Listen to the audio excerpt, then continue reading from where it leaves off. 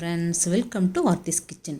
இன்றைக்கி நம்ம ஆர்த்திஸ் கிச்சனில் பார்க்க போகிறது குழந்தைங்கள்லேருந்து பெரியவங்க வரைக்கும் எல்லாருக்குமே ரொம்ப பிடிச்ச மசாலா பூரி. இந்த மசாலா பூரி எப்படி நம்ம வீட்லேயே ஈஸியாக செய்யலான்னு பார்க்கலாம் வாங்க. இப்போது இந்த கிறிஸ்பான பூரி செய்கிறதுக்கு 1 கப் ரவை, இது வறுத்திருந்தாலும் பரவாயில்ல வறுக்கலனாலும் பரவாயில்ல, 1/4 கப் மைதா, ஒரு அரை ஸ்பூன் உப்பு, அவ்வளோதாங்க.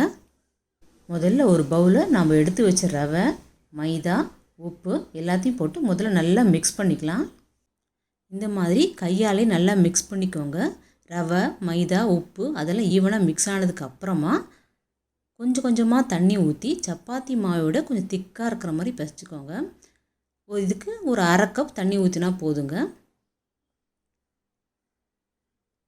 மாவு திக்காக இருந்தால் தான் பூரி நல்லா கிறிஸ்பாக இருக்கும்.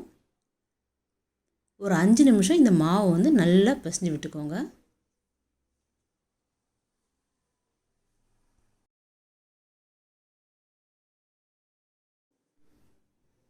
இந்த மாதிரி மாவு ஒரு 5 நிமிஷம் நல்லா அழுத்தி பிசைஞ்சுக்கோங்க.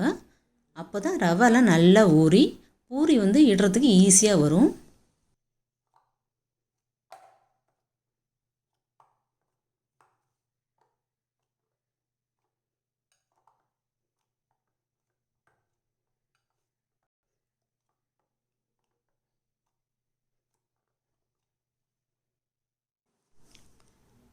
இப்போது மாவு ஒரு 5 நிமிஷம் நல்லா பிசைஞ்சாச்சு. இப்போது இதுக்கு மேலே ஒரு ஈர துணி போட்டு மூடி ஒரு 15லேருந்து 20 நிமிஷம் நல்லா ஊறட்டும் மாவு. இது ஊறுறதுக்குள்ளே நம்ம இந்த பூரிக்கான மசாலாவை செஞ்சுட்டு வந்துடலாம்.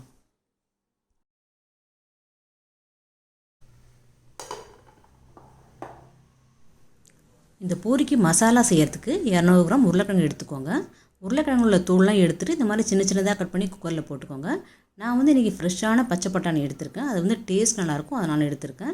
நீங்கள் காஞ்ச பட்டாணி எடுக்கிறதா இருந்தால் அதை 3லேருந்து 4 மணி நேரம் ஊற வச்சுட்டு அதுக்கப்புறமா இந்த உருளைக்கிழங்கு கூட சேர்த்துக்கோங்க. கொஞ்சமாக இந்த உருளைக்கிழங்கு மூழ்கிற அளவு தண்ணி ஊற்றிக்கோங்க. அதில் கொஞ்சம் மஞ்சள் தூள், கொஞ்சம் உப்பு போட்டு நல்லா மிக்ஸ் பண்ணிவிட்டு குக்கரை மூடி ஒரு 4லேருந்து 5 விசில் வர்றவளுக்கு வேக வச்சுக்கோங்க. இப்போது 5 விசில் வந்துருச்சு. குக்கரை ஓப்பன் பண்ணிக்கலாம். உருளைக்கிழங்கு பட்டாணி எல்லாம் நல்லா வெந்துருச்சு. இதை நம்ம ஒரு கரண்டியாலேயே மசிச்சுக்கலாம்.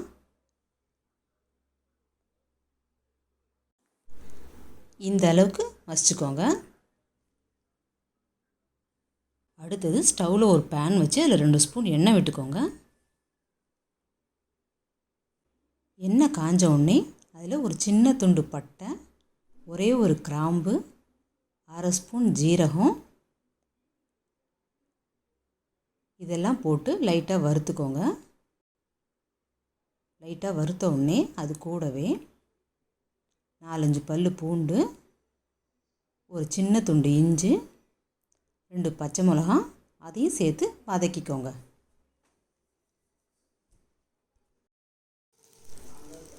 இப்போது அது கூடவே 2 மீடியம் சைஸ் வெங்காயத்தை கட் பண்ணி அதையும் சேர்த்து வதக்கிக்கோங்க.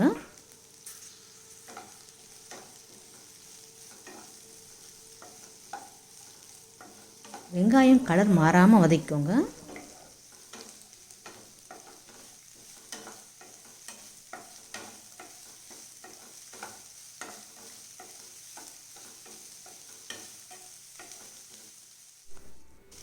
வெங்காயம் லைட்டாக வதங்கினோடனே கட் பண்ணி வச்சு 2 தக்காளியும் சேர்த்து வதக்கிக்கோங்க. வெங்காயம் தக்காளி நல்லா வதங்கினோடனே அதை ஆற வச்சு ஒரு மிக்ஸி ஜாரில் போட்டு நல்லா ஒரு பேஸ்ட் மாதிரி அரைச்சிட்டு வந்துடலாம்.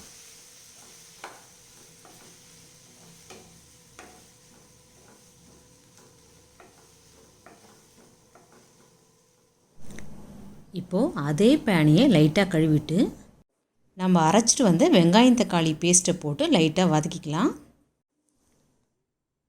இப்போது அது கூடவே நம்ம ஏற்கனவே வேக வச்சு மசித்த உருளைக்கிழங்கு பட்டாணியும் இதில் சேர்த்துக்கலாம்.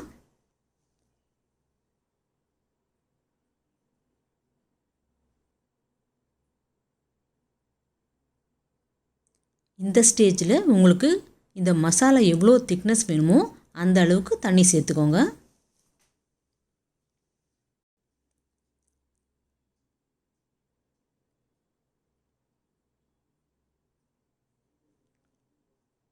அடுத்தது 1 spoon Kashmiri chilli powder, 1 spoon chaat masala, 1 spoon garam masala தூள், கொஞ்சமாக உப்பு. நம்ம உருளைக்கிழங்கு வேக வைக்கும் போதே உப்பு போட்டு வேக வச்சுருக்கோம், அதனால் கொஞ்சமாக சேர்த்துக்கோங்க. இது எல்லாத்தையும் நல்லா கலந்து ஒரு மூடி போட்டு 5 நிமிஷம் கொதிக்க வச்சுருங்க.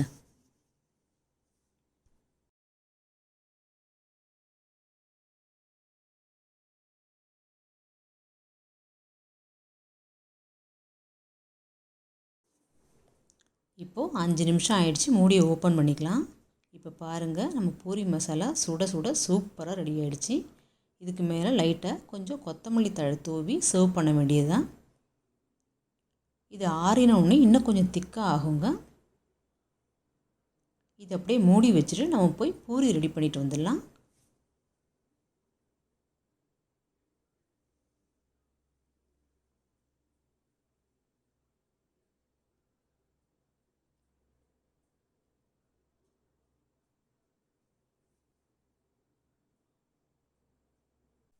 இப்போது மாவு நல்லா 20லேருந்து 25 நிமிஷம் நல்லா ஊறிடுச்சு. இந்த மாவு நல்லா பிசைஞ்சிட்டு இப்போ பூரி மாதிரி திரட்டிக்கலாம்.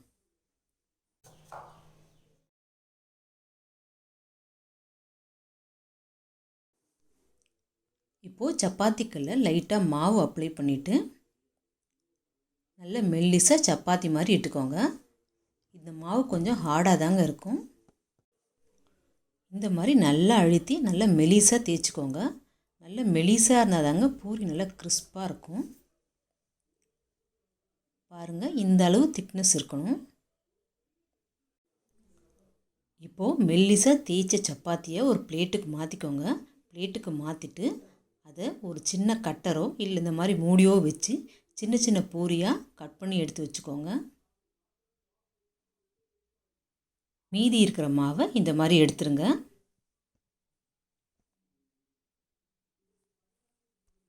இப்போது ஸ்டவ்வில் ஒரு பேன் வச்சு பூரி பொரிக்கிறதுக்கு தேவையான அளவு எண்ணெய் ஊற்றிக்கலாம். இப்போது எண்ணெய் நல்லா காஞ்சிருச்சு. நம்ம செஞ்சு வச்ச பூரியெல்லாம் ஒன்று ஒன்றா போட்டு 2 பக்கமும் நல்லா கோல்டன் ப்ரௌன் வர்ற அளவுக்கு பொரித்து எடுத்துக்கலாம். நல்லா கோல்டன் ப்ரௌன் வந்தால் தாங்க பூரி நல்லா கிறிஸ்பாக இருக்கும்.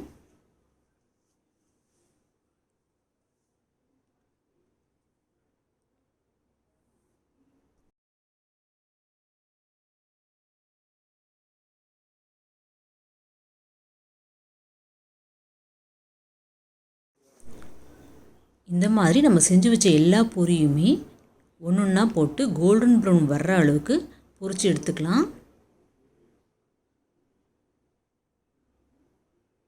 நல்ல கோல்டன் ப்ரௌன் வந்தால் தாங்க பூரி நல்லா கிறிஸ்பாக இருக்கும். அது மட்டும் இல்லாமல் எண்ணெயில் சலசலப்பெலாம் அடங்கினதுக்கப்புறம் எடுத்தால் நல்லா கிறிஸ்பாக இருக்கும். இப்போ பூரி ரெடி ஆகிடுச்சு. இதை பிளேட்டில் எடுத்துக்கலாம்.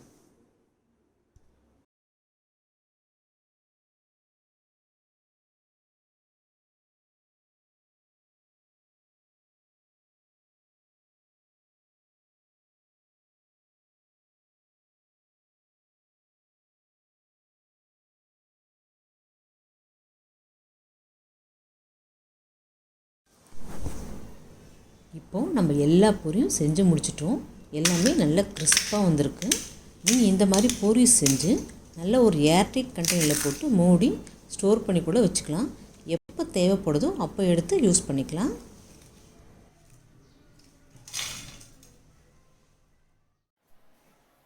இப்போது இந்த பூரி எல்லாத்தையும் சர்விங் பிளேட்டில் அரேஞ்ச் பண்ணிக்கலாம். இப்போது இந்த பூரி மேலே நம்ம செஞ்ச மசாலாவை ஒரு லேயர் ஊற்றிக்கலாம். இந்த மாதிரி நல்லா மசாலா ஊற்றிட்டு அதுக்கு மேலே நம்ம சின்ன சின்னதாக கட் பண்ண ஆனியன்,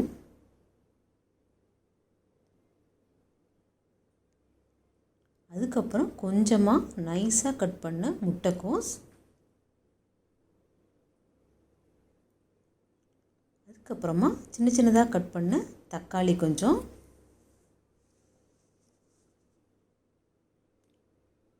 அதுக்கு மேலே கொஞ்சமாக ஓமப்பொடி,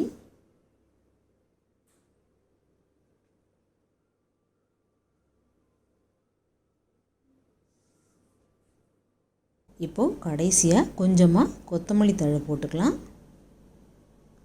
இப்போது நம்ம மசாலா பூரி சுட சுட ரெடி ஆகிடுச்சு. இந்த டேஸ்டியான மசாலா பூரியை நீங்களும் உங்கள் குழந்தைங்களுக்கு வீட்டிலேயே செஞ்சு கொடுங்க.